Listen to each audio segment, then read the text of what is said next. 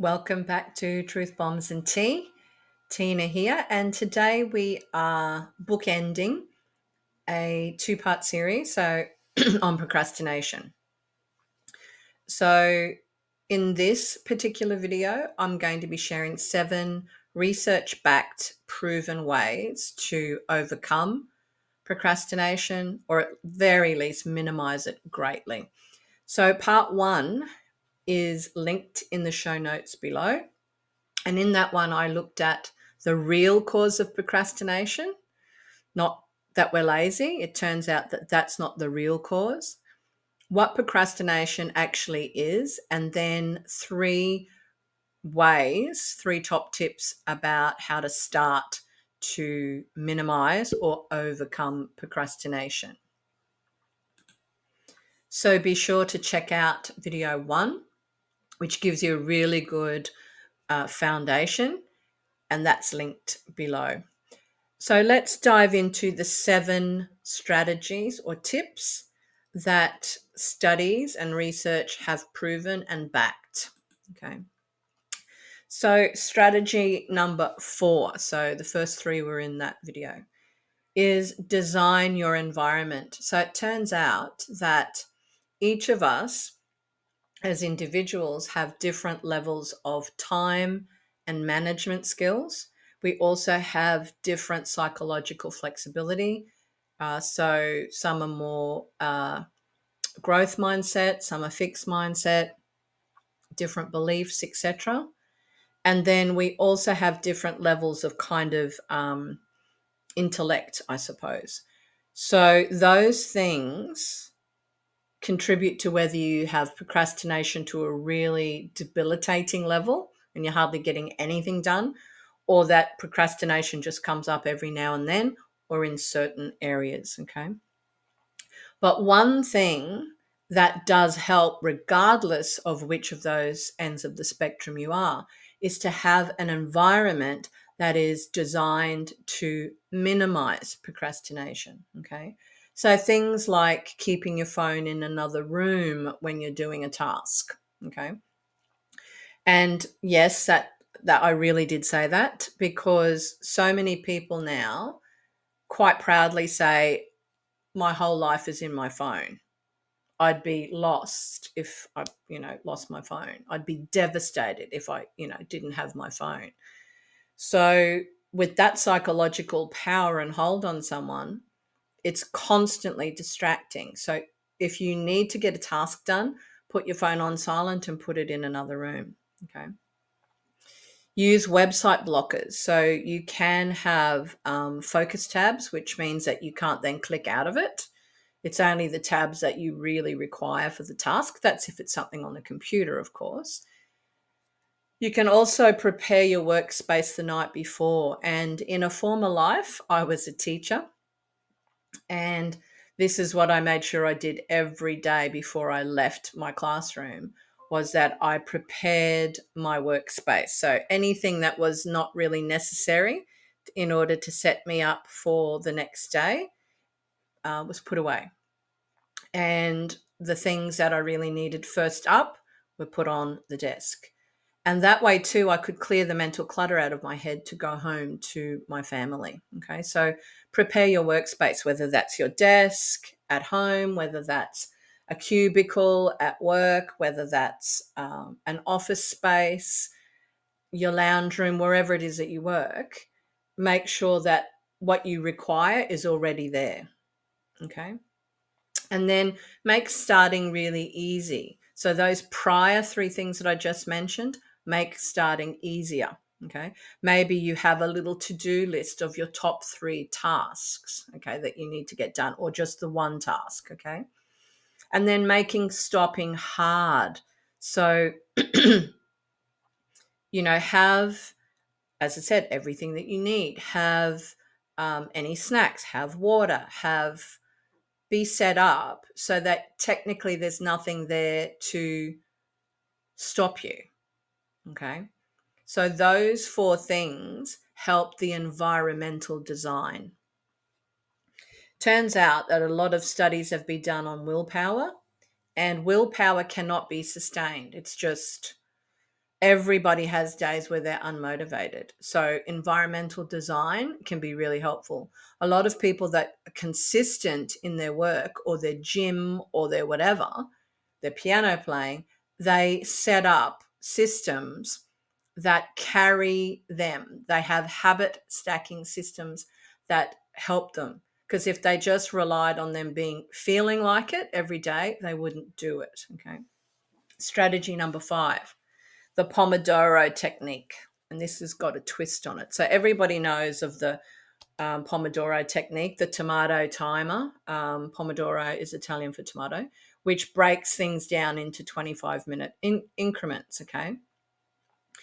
Everyone knows this technique, but instead of, your 5-minute break and you are, I don't know, scrolling on your phone, just go outside or just be still and let your brain rest. Okay. And some people would say, but that's the only time I get to, look at my phone or whatever at work. Studies have shown that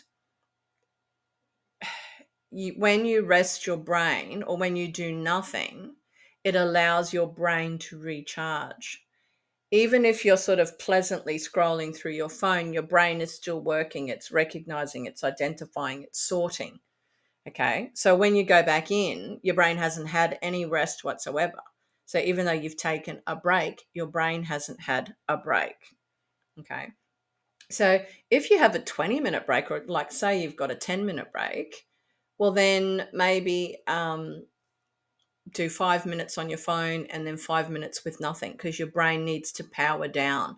And in this modern world of information overload, our brain does not get to power down and have a rest unless we're sleeping. And even then, it's the way people sleep nowadays and their lack of deep sleep and their poor sleeps really don't give our brains enough time to replenish. All right.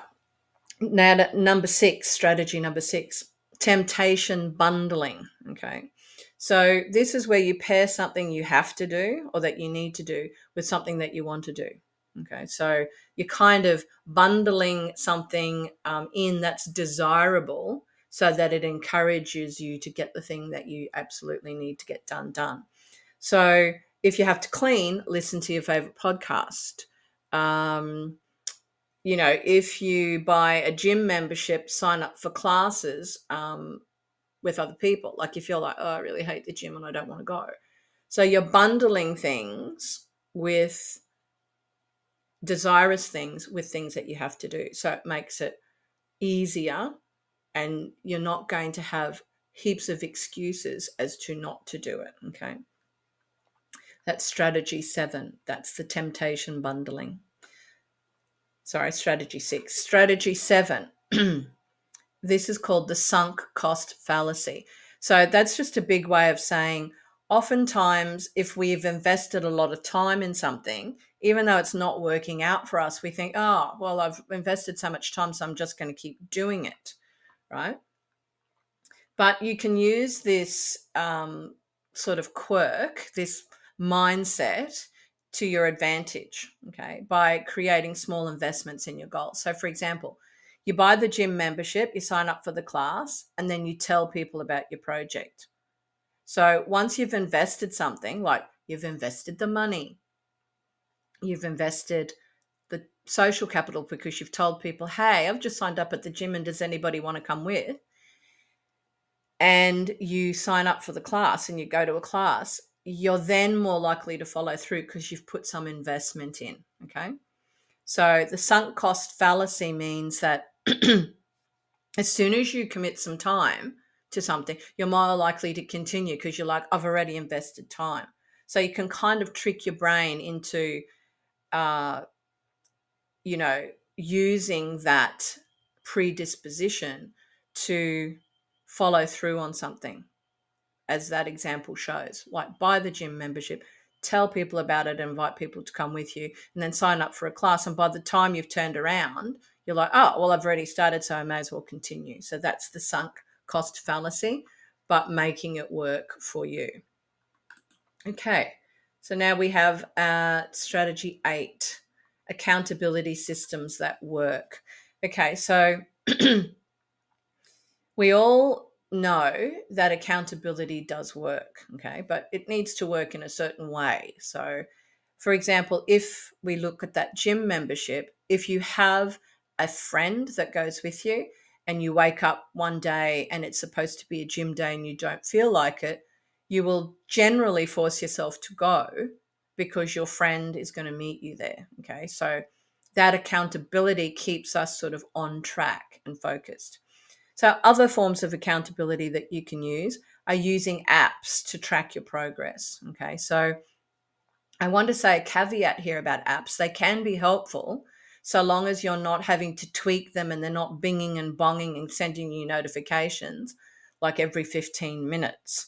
So, some apps can be very good for tracking. So, it could be like a once a week heart rate situation where it's not, binging and bonging 12 times a day and distracting you and actually creating stress and overwhelm.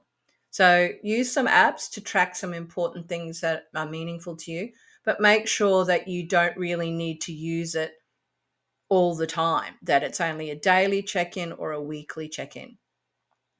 So have an accountability partner. So this might be a work buddy for work related tasks. This could be a friend for personal things. This could be a family member for even more personal goals. Okay.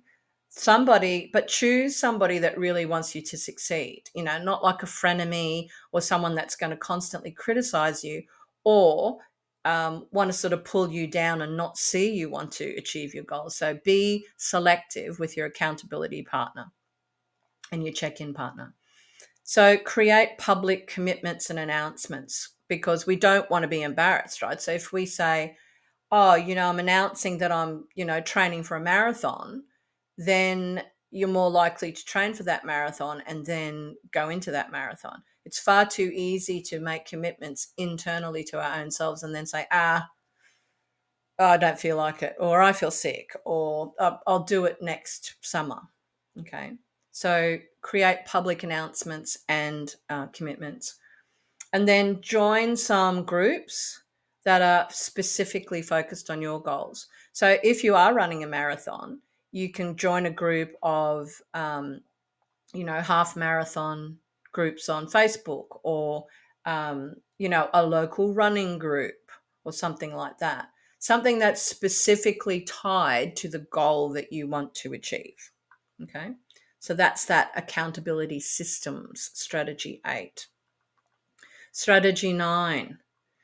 This is a big one. Reframe your relationship to failure. So oftentimes we think we either get something right or it's wrong. It's good or it's bad. We either win or we're a loser, right? And that sort of dichotomy is very destructive to progress.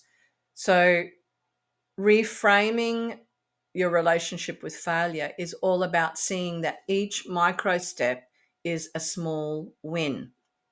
Okay, because we are further along the track toward our goal than we were before. So it's celebrating the progress as well as the outcome. And if we get the outcome, that's great, that's even better.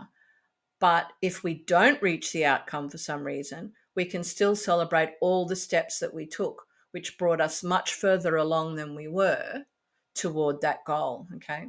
And it's about saying things like, instead of saying, like, what if I fail? We can say, what can I learn if I attempt it? Like, what are the things that I can learn along the way? And instead of saying something like, oh, this has got to be perfect or right because otherwise I'm going to be embarrassed or I'll feel bad about myself. We think, you know, let's try this and see where we get. Right? So it's about celebrating the progress as well as the outcome and not just the outcome. That's strategy 9, reframing our relationship with failure. Pardon me. And the last strategy is energy management, right? So we all have different sort of energetic cycles. So for me, I'm an early bird. By about 3 or 4 in the afternoon, I'm powering down. Okay. You might be the opposite. I have friends who are very much night owls. It takes them a long time to wake up in the morning. It takes a long time for their energy to gather. It takes a long time for their brain to come online, right? So they do their best work in the evenings, like 7 till 11 or 12 at night. Okay. There's no right and wrongs in that. You just have to be aware of it because it's about harnessing that energy. That's what this strategy and tip, energy management, is. Okay. So when you know when your cycles are, when you're most cognitive, when you're most alert, when you have the most motivation and freshness, that's when you get the tasks that need to be done. Okay. And when you are subsiding, that's when you get the menial tasks done. Okay. The things that require creativity, innovation, focus, and concentration need to be done at your peak energy times. And then the other tasks, which are kind of automated or minimal, can be done at the times when your energy is at its lowest. Okay. So I'll give you some examples. So creative work needs mental freshness. So anything creative needs to be done when your brain is at its most peak performance. So administrative tasks can be done when you're tired. So if it's like checking your emails can be done at that time, finalizing some things, doing your to-do list for the next day. Physical tasks also can if you have those on your list, they can actually boost your energy. So sometimes I know for me, if I've done a lot of mental work in the morning at my peak times, and I still need to do a little bit of creative work and I'm getting a little bit of a dip, I'll go out into the sun, I'll do a bit of gardening for 10, 15 minutes, I'll go for a walk, I'll do some exercise. Okay, so that boosts it up and allows me to keep going. And then social tasks depend on your levels of introversion and extroversion. So when I'm at my most energetic, that's when I can socialize. When I'm tired, I don't have the bandwidth for social, chit chat and social commitments. So it's just about tip 10. Energy management is about knowing when you're at your freshest and at your peak and when you're not, and then assigning those tasks, appropriate tasks, to those peaks and troughs. Okay. So here are the takeaways from those 7 tips. And if you look at the previous video, which I will link in the show notes, there's 3 other ones there that are very potent and very effective as well. So now it's about creating a little system, right? So it's good that you know why we procrastinate, what it actually is, and how to modify it. And it's great that you know the tips now, but it's about application, because knowledge without action is really kind of navel gazing and it's pointless. So here are some tips to implement what I have shared with you today. So, and I've done this to great effect, and my coaching clients in the past have done this to great effect as well. So, number 1 is to identify your patterns. So, we all procrastinate differently, and at different times. So, we all kind of know uh, what those things are. And if you don't, you ask a trusted person because they know you and they can say, oh, yeah, like at work, we know you don't like presentations or something like that. So you tend to procrastinate about that. So you make a little list of when, where, and why you procrastinate. Because once you know that, you can start to overcome those stuck points. Number 2, to choose 2 to 3 strategies and then implement them and track them and see how that's going. Don't use all 10 of these. Choose 3 that you think, once you've done your when, why, and where of your procrastination, that would suit those and tackle those the best. Okay. That are going to address those specific kind of triggers for you. Number 3, start small. Implement one change at a time. Okay, because our brain can track one change very easily. You start to add multiple ones, it starts to fatigue. Okay, so choose one, implement one strategy at a time. Number 4, track that progress. And just use a method that works for you. There's no particular one. I could give you 10 different methods, but you just have to find one that suits you, whether that's journaling at the end of the day or morning pages in the morning or an app or whatever. Just track the progress and make it easy. Just do it a daily check-in or a weekly check-in, not, every 10 minutes. That will fatigue you. And the final tip in this anti-procrastination system is adjust as needed. Okay. So there's no one size fits all for anything. And you're an individual and I'm an individual. And what works for me may not work for you. So once you've done these things in your tracking, if it's not working, choose another strategy. There's 10 of them. Okay. So hopefully this was very helpful to you. It has been very helpful to me. To individually have this anti-procrastination system and these tips that I can use. And then I know my own energy patterns and my own peak times and my own triggers. And then I can sort of apply these different strategies to suit me. And that's what I'm hoping this is beneficial for you as well, that you can do.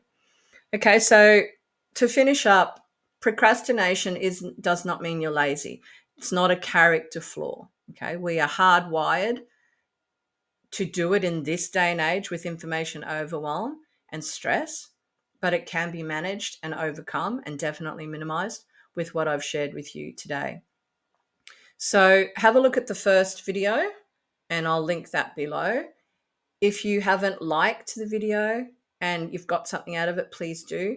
If you would like to share this with someone that you know is struggling with procrastination, and please subscribe. Like, all of these things are free, including commenting. So I'd love to interact with you below. So please leave a comment. And until next time, let us live the rest of our life as the best of our life. Bye for now.